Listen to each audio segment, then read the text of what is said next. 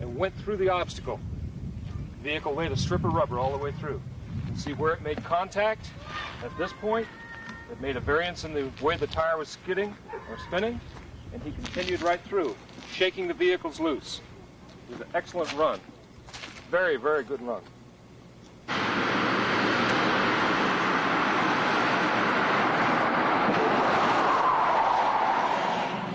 The third technique that we're going to discuss in ramming is a tactical ram or a moving ram. Okay, and as we're driving down the highway, if we notice that a vehicle is starting to pass us, trying to become aggressive and get in between us and the principal, or if we're by ourselves, he's trying to move us off the road, one thing that we want to remember is that we have the ability to move him out of our way. Okay, as he starts to pass us, and his vehicle gets up next to us, when his tire, right rear tire, is even with ours, that's when we want to nudge him, right here. Where we want to make contact is with our bumper and this area behind the rear wheel. So if we initiate right the maneuver at this point, as he's passing us, attempting to pass us and cut us off, as that wheel passes us, passes our front wheel, if we move our steering wheel to the left, and it does not have to be an extremely violent maneuver, simply nudge him, bump him, make contact with his bumper and the area just to the rear of his rear tire, between the bumper and the tire, bump that vehicle, tap him, and his vehicle is going to come around in front of us and spin. Lightly let off the accelerator, then go right on around him. Continue on down the road. Okay, the greater your speed is, or at the time that this happens, the faster and more violent it's going to move him off the road. He has no control over it. Once he's bumped, he's going to spin. He cannot stop it. He cannot put the brakes on and avoid it. He cannot stop this at all.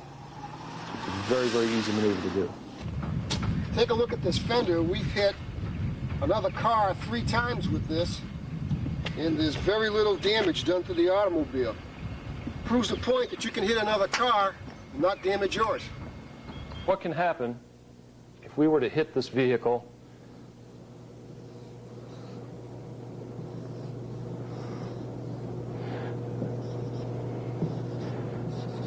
Okay, if we came in and hit him here with our front bumper, hit him in the door area or in front of the wheel, what would happen to him? We'd bump him, he's going to turn sideways.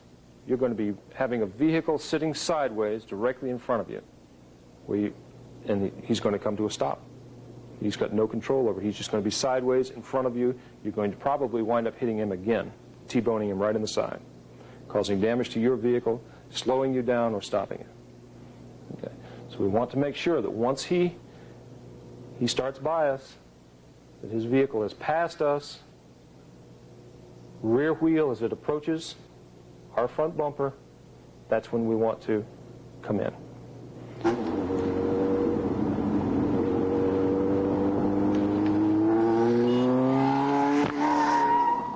To repel a motorcycle attack is rather interesting.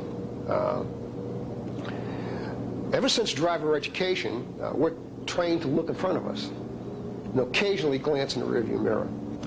In some countries, it's almost the opposite. You have to spend as much time looking behind you as you do looking in front of you. So to repel a motorcycle attack, the first issue has got nothing to do with driving. It's making sure that somebody is looking backwards and someone is watching every motorcycle that comes up close to the car. Now, let me show you graphically why moving away from a motorcycle attack is a good idea. Okay, the motorcycle, this is the rider, the driver, this is the rider. This is the automobile, back window. What will happen is that the rider will fire into the back window of the car, and the rounds will progressively go down the front of the car. Now, this is historical. This isn't projection. This is historical. If you look at cars that have been attacked by motorcycle riders, you will always see the rounds hit the back window first. To prevent this from happening, you have to make it as hard as possible for this rider in the back of the motorcycle to hit these targets. Remember that the principal's sitting right here. So, the thing that you have to do is move the car, spin the car to give this motorcycle rider the sharpest angle. And if you look at this being the back window again, this is becoming progressively harder for him to hit this window. Always remember that while all this is going on, that these two vehicles are moving. Even though this is spinning, it's moving in this direction at a much lower speed than this vehicle is moving in this direction. So along with a sharper angle, making it a lot harder for the rider on the motorcycle to hit the car, the variance in speed makes a big, big difference, because the velocity of the motorcycle is much higher than the velocity of the automobile. So the automobile is moving away from the motorcycle, but also at a much slower speed, so they tend to overrun each other. And of course, one of the biggest reason to spin your automobile is that the rider of this bike not only will have a sharper angle, and because of the difference in velocity, will have to move his body. His body will have to move to fire at the car, and he only has limited movement, so he will not be able to move his entire body. Also, it appears to this driver of the motorcycle that this car is going to come directly at him. Historically, they'll move the bike away. As a matter of fact, we stopped training with this. We stopped the training of doing this bootlegger turn close to the motorcycle in places like Colombia, where these guys would have paint guns and shoot in. The reason why we stopped it is, even though these two vehicles never hit each other, these poor guys were falling off the motorcycle all the time. Even though they knew what was going to happen, they still would turn the bike away from the car.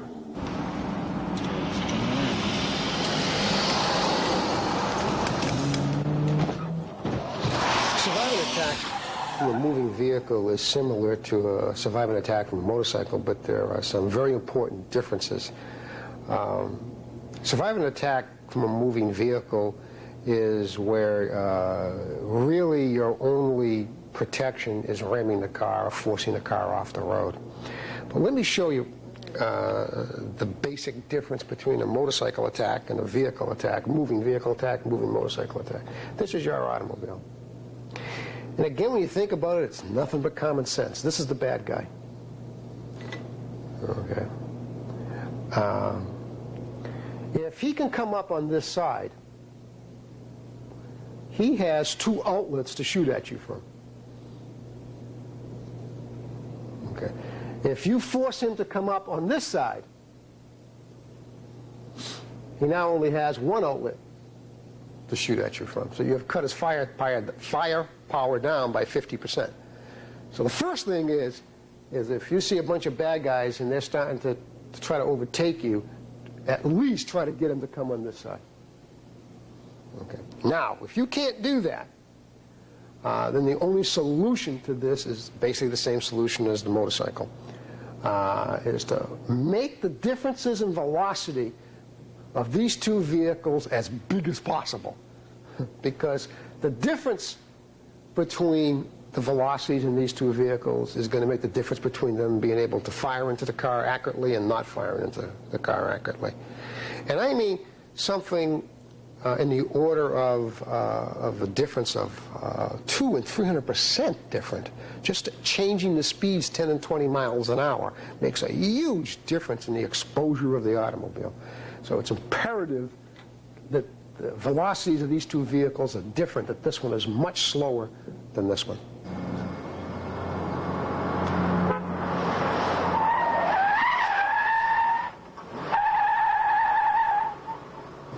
protective detail in a motorcade with 1, 2, 3 cars. The communications between the vehicles is extremely important. Practice different scenarios, how to maneuver in different what-if situations is extremely important. Radio communications between the vehicles, hand and arm signals, etc., between all of the detail. One of the primary exercises that we utilize in motorcades is called a drill 2. And the drill 2 consists of traveling down the road, and we note the principal vehicle and the follow car. Okay. We note an ambush situation here. Sufficient distance to do the drill 2, so the detail leader will call a drill 2. At this point, the follow car will come around, positioning himself here. As his front right bumper is even with the rear left bumper of the principal's vehicle, lightly he honks the horn. As soon as the horn is sounded, the principal vehicle locks the brakes immediately. The follow car comes in, takes position in front, immediately shifts into reverse. This vehicle is already going backwards. They now go to the rear. The lead car now initiates J-turn, and as soon as the driver of the principal vehicles notices the J-turn initiated, he initiates simultaneously, and they do a reverse out. So they're both coming back and going in the opposite direction. Armored vehicles offer you the best protection available at this point in time, but they're not meant for everybody and not meant for every place. High-risk environments, they're a must. Worst thing that can happen when you buy an armored car is that you become too complacent.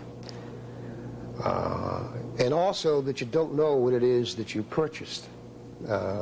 Recently, and without doubt, one of the saddest situations that I think anybody in this industry ever came across is a gentleman named Nick Rowe, Colonel Nick Rowe. Nick Rowe was assassinated in the Philippines in a car that was, quote, armored.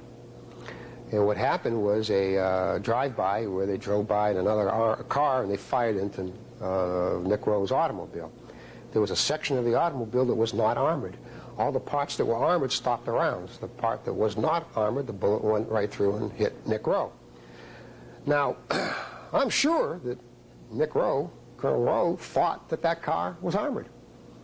And I'm sure he took it at the word that the car was completely armored. But it was not. Tony, this is a sample of the ballistic armor, the metallic armor that we use inside this door. How much does this weigh? About 11.5 pounds per square foot. All these dents in it. The large dents are from 7.62 millimeter rounds that did not penetrate, and the smaller rounds are from the 5.56, which is shot from the M16. The 7.62 would be from an M14 or an AK-47. Does it bulge out in the back? Yeah, it does. Just a few slight bulges. As you can see, it's taken multiple hits. There's no spalling effect either, is there? There's no... The ballistic integrity has not changed.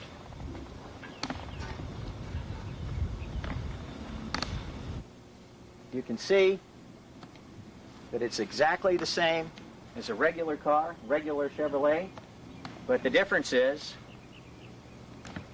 this vehicle is designed to protect your life. And we have to remember that an armored car is primarily designed to buy you about 30 seconds. We mentioned 30 seconds of time. We're talking about your life. This is what is the potential that lies out there. As you can see, this door has been shot, and if you read on the various bullet holes, there are different types of bullets with an assortment of projectiles have been tested into this door, which is a typical door that you would see in an armored vehicle. If we can just take a look at what goes behind the door, as you can see, we mentioned about the anti-fall shield. If you feel this glass, it is completely free of any cracks. Nothing has penetrated this transparent armor. With the 30 rounds that have been fired into that door, not one penetration.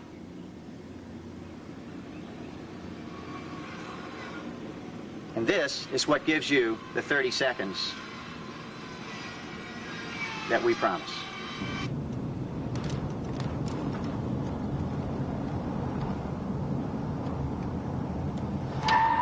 In a confrontation situation, we do not want to stop the vehicle. We want to keep the vehicle moving at all costs.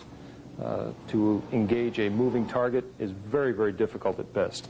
And getting more distance between us and the assailant is what we want to do.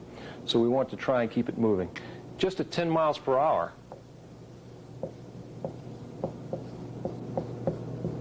we are traveling approximately 15 feet per second. 15 feet, this can be the determining factor between a fatal round and a round bouncing off the side of the vehicle. So we want to keep this going at all times, keep the vehicle moving as long as you possibly can.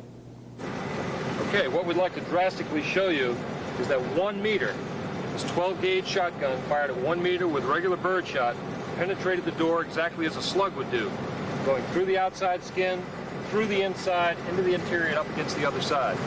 Okay, we move over here and look at the difference in what 2 meters does. Total of 3 meters away from the vehicle with bird shot, did not even penetrate the outside skin of the door. Drastic realization that distance can be a deciding factor in a battle. 3 meters of distance. It does not take very long for your vehicle to move 3 meters. The thing to do is get out of the area. Since the time-distance relationship is so important, we ought to spend a few seconds here just taking a look at how we develop all these numbers. In our training programs, we spend a great deal of time going over these numbers, so let me just spend a little bit. We've got to remember again, I know I'm being repetitive, but it's time and distance. So let's pick the speed of 40 miles an hour. We want to convert that to feet per second because ambushes don't happen in miles, and ambushes don't happen in hours, they happen in feet, and they happen in seconds. So how do we do that? It's really simple. To do an approximation, you multiply by 1.5. But in order to do it in your head, you don't have to multiply by 1.5. You take half of 40, which is 20, add it together, and it's 60. So at 40 miles an hour, you're traveling 60 feet per second. If we took 30 miles an hour, and I wanted to convert that to feet per second, half of 30 is 15. And that's 45, so we're traveling 45 feet per second. And 20 miles an hour, half of 20 is 10, so that's 30, and we're traveling 30 feet per second. Now, how can we put this to use? If I'm going 30 miles an hour, and something happens roughly 90 feet in front of me, do I have time to stop? Do I have time to turn around? Do I have time to do the J-turn? Do I have time to do the bootlegger turn? Or should I realize that I can't do any of these things and I don't have to drive through them? And if you just quick arithmetic, if they're 90 feet away from us, that tells us that we have to stop in 2 seconds. We have 2 seconds to stop the car. If we're going 30 miles an hour, 45 feet a second, and they're 90 feet in front of us, we got 2 seconds to stop the car. It takes you half a second to get your foot from the gas pedal to the brake pedal.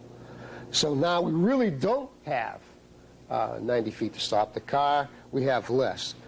But the point is, you can do that. You could stop the car.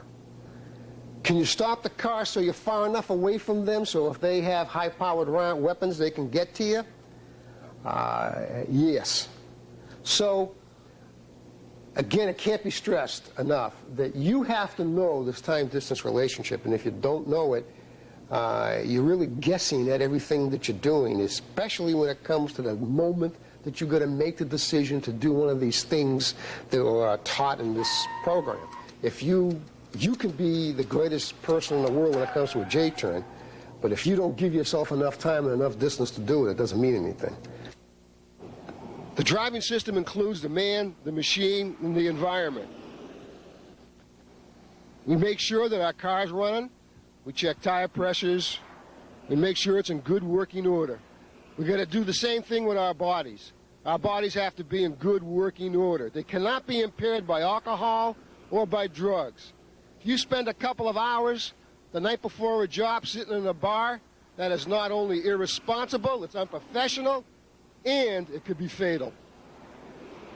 Probably the best story, and it's an old one, is of a gentleman in the Middle East who went to our program and thought the program was totally useless. This guy was not only a bad driver, he had a terrible attitude. And one morning he goes driving around, going to work, he drives around a corner, and lo and behold, there they are. And he says to me, afterwards, as I drove through it, I looked at it and said, oh my God, this is going to happen. And he put the car in reverse, and he did what's called a J-turn. He backed up, spun the car 180 degrees. In this particular country, they have open sewers. They call them jubes, so that the sidewalk is, the street rather, is level. Then there's a ditch on both sides of the street. Well, this guy totally messes it up and drives his car right into one of the jubes and puts the car into drive and just drives out of the tube and tears off, I think, a front wheel and just keeps on driving. Took about 10 rounds in the car, about 5 of them hit the back windshield. And he drove off. And afterwards, when he contacted me, he said, you know, I forgot everything that you taught me, except for one thing. And this is what we like to preach to everybody, is never give up. And you don't have to be the greatest driver in the world. As long as you can get the car pointed in the other direction and off and drive off into the sunset, that's all that counts. And that's what this guy said. He said he knew he was terrible. As he was spinning the car, he remembered all the things he was supposed to do and kind of like wish he paid attention more. But he did everything wrong and still escaped. So if you can do some of these things that we will show and do them, let's say 75% correct, your chances of survival is still very high. And this guy is proof of it, because this guy was terrible.